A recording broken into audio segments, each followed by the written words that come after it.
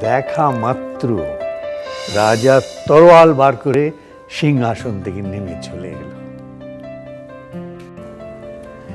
রোজ বিকেল হলেই নাতনিকে নিয়ে গল্প দাদুর আসর জমিয়ে তুলি বাড়ির সামনে সিটিং এরিয়ায়।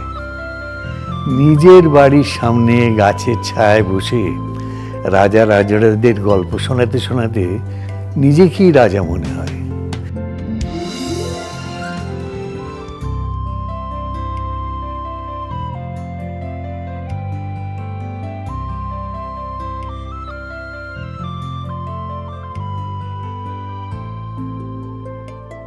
হবে না বা কেন?